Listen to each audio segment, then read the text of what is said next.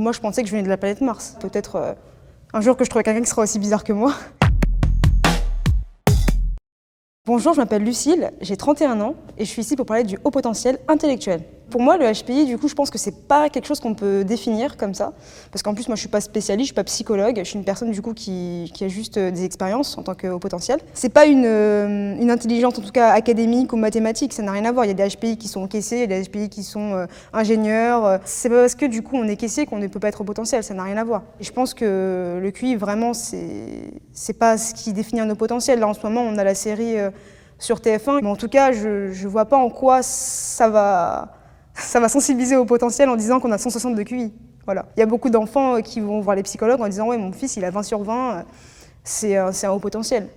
Non, il y a différents types de surdoués en fait. Il y a des gens qui sont surdoués et qui ont 130, 140, 145, mais qui ne sont pas au potentiel. Voilà, ils sont bien dans le moule, ils sont bien avec tout le monde, ils n'ont pas ce masque. Ça, c'est pas être au potentiel. Moi, je dirais qu'il n'y a pas de manifestation, c'est vraiment une manière différente de penser les choses. Ça veut dire que peut-être que si on me demande de faire quelque chose, si on me demande par exemple de suivre une consigne, je vais changer la consigne ou alors je vais demander plein de questions. Donc c'est vraiment quelqu'un qui est curieux, qui a une boulimie qui veut vraiment connaître en fait, savoir les choses, aller au fond des choses et aussi qui est souvent exigeant avec les autres et avec lui-même aussi. Et du coup qui n'est pas forcément compris, qui peut être aussi exclu, qui peut souvent être seul et du coup il pense qu'il est bizarre. Donc moi je pensais que je venais de la planète Mars, tout le temps. Je me disais bon c'est pas grave, je suis bizarre, peut-être un jour que je trouverai quelqu'un qui sera aussi bizarre que moi. J'ai un sentiment que je suis un peu différente des autres, enfin à part. Donc j'ai toujours mis un masque, j'ai vraiment un masque que j'ai mis. Et ça c'est compliqué parce que du coup on a toujours beaucoup de choses qui nous viennent dans la tête. Et ça fuse. Et je pose toujours des questions qui peuvent être déroutantes pour les gens, alors que pour moi, c'est normal.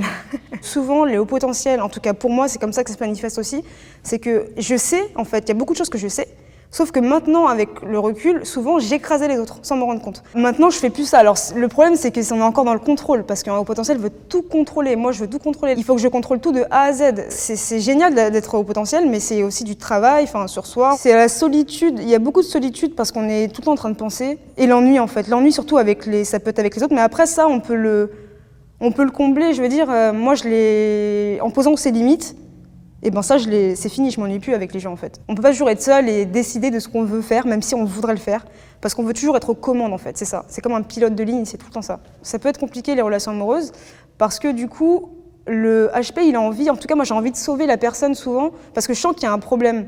Donc du coup, je pense que c'est pas réellement une relation saine, mais ça va me permettre de contrôler les choses, d'avoir les manettes et aussi d'avoir cette petite analyse. Pour l'autre, c'est pas forcément facile d'être avec quelqu'un qui est HPI parce qu'en fait, au début, la personne elle est hyper contente parce qu'elle voit que vous êtes un peu extraverti ou quelqu'un qui est différent des autres.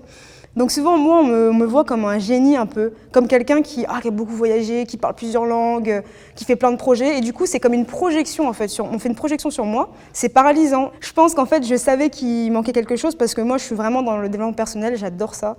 J'aime bien savoir qui je suis. J'aime bien, se découvrir. C'est la clé de la vie pour moi. Et du coup, quand je l'ai su, parce que j'ai toujours su que j'étais différente, mais je me disais bon, on verra. Je suis de la planète Mars et puis c'est tout quoi. Et finalement, quand je l'ai su, vraiment, pour moi, j'étais contente. C'est pas une étiquette, en fait. Tout le monde dit oui, t'as envie d'être HP, t'as envie d'être autiste. Non, c'est pas une étiquette, c'est vraiment savoir qui on est. Et c'est pas une étiquette, c'est vraiment aller au fond de soi et se dire, ah voilà, je suis comme ça parce que.